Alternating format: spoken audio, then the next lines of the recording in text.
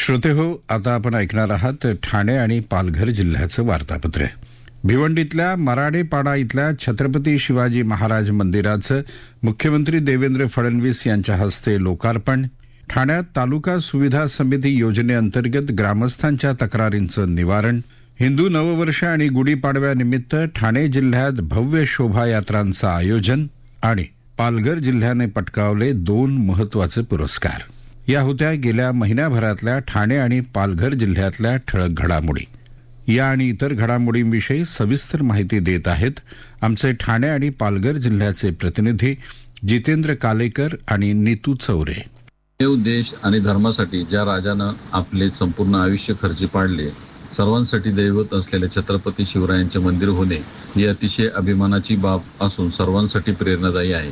इथे महाराजांच्या दर्शनाला येणाऱ्या प्रत्येकाला निश्चितच प्रेरणा मिळणार आहे, असं प्रतिपादन राज्याचे मुख्यमंत्री देवेंद्र फडणवीस यांनी नुकतेच भिवंडीत केले.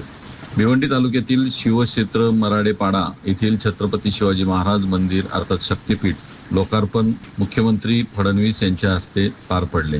त्यावेळी ते बोलत होते. त्यावेळी स्वामी गोविंद देवगिरी महाराज, बालयोगी सदानंद बाबा यांच्यासह खासदार सुरेश म्हात्रे, माजी केंद्रीय मंत्री कपिल पाटील आदी उपस्थित होते. कैलास निचिते आणि राजू चौधरी यांच्या छत्रपती शिवाजी महाराजांच्या भव्य मंदिराच्या प्रत्यक्ष निर्मितीसाठी कौतुक केले. असं मंदिर होणे ही अतिशय अभिमानाची बाब आहे. यातून प्रत्येकाला निश्चितच प्रेरणा मिळणार आहे.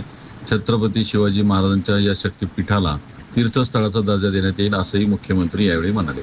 सर्वसामान्य जनतेच्या तक्रारी तसंच अडचणी यांची तत्परतेने शासकीय यंत्रणेकडून सोडवणूक करण्यासाठी एक प्रभावी उपाययोजना म्हणून लोकशाही दिन शासन स्तरावर राबवण्यात येत असतो. त्याच धर्तीवर शासनाकडील मार्गदर्शक तत्वानुसार जिल्हा परिषदेत 100 दिवसांचा कृती कार्यक्रम अंतर्गत पंचायत समिती स्तरावर तालुका सुविधा समिती योजना आराखडा तयार करून जिल्हा परिषदेच्या अधिकाऱ्यांनी पंचायत समिती कल्याण, मुरबाड आणि शहापूर इथं भेटी दिल्या. मुख्य कार्यकारी अधिकारी रोहन घुगे यांच्या मार्गदर्शनाखाली हा उपक्रम राबवण्यात आला.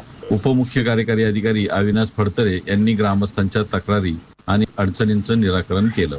हिंदू नववर्ष आणि गुढीपाडव्यानिमित्त ठाणे शहर आणि जिल्ह्यात भव्य शोभायात्रा काढण्यात आल्या होत्या. राज्याचे उपमुख्यमंत्री एकनाथ शिंदे हे ठाण्यातील कौपिनेश्वर इथून निघालेल्या शोभायात्रेत सहभागी झाले होते.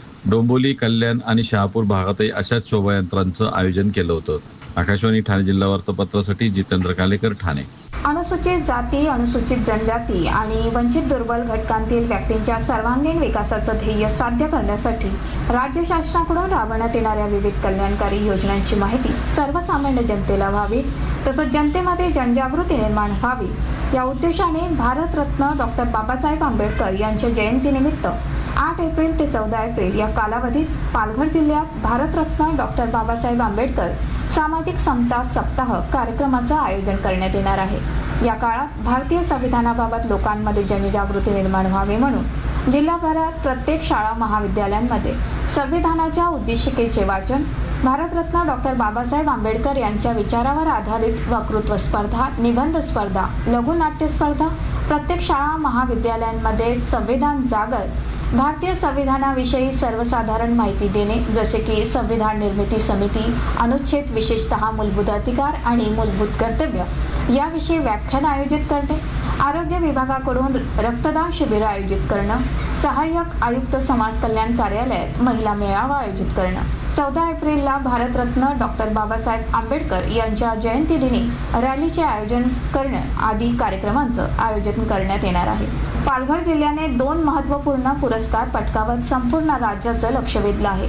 पालघर जिल्ह्यातल्या डहाणू तालुक्यातल्या सायवन प्राथमिक आरोग्य केंद्राला एप्रिल 2024 ते फेब्रुवारी 2025 या कालावधीत राज्यात सर्वाधिक प्रसूती सेवा पुरवल्याबद्दल प्रथम क्रमांकाचा पुरस्कार प्राप्त झाला आहे. तसंच पालघर जिल्ह्याने राज्यात सर्वाधिक कुटुंब नियोजन शस्त्रक्रिया केल्याबद्दल द्वितीय क्रमांकाचा सन्मान मिळाला आहे. जागतिक आरोग्य दिनानिमित्त महाराष्ट्र शासनाच्या सार्वजनिक आरोग्य विभागाकडून महाराष्ट्र आरोग्य सन्मान 2025 हा पुरस्कार सोहळा मुंबईतल्या यशवंतराव चव्हाण सभागृहात आयोजित करण्यात आला होता. त्या सोहळ्यात जिल्ह्याला हे पुरस्कार प्रदान करण्यात आले. आकाशवाणी मुंबई जिल्हा वार्तापत्रासाठी पालघरहून नीता चौरे. याबरोबरच ठाणे आणि पालघर जिल्ह्याचं वार्तापत्र संपलं. हे वार्तापत्र आकाशवाणी मुंबईच्या प्रादेशिक वृत्त विभागानं सादर केलं.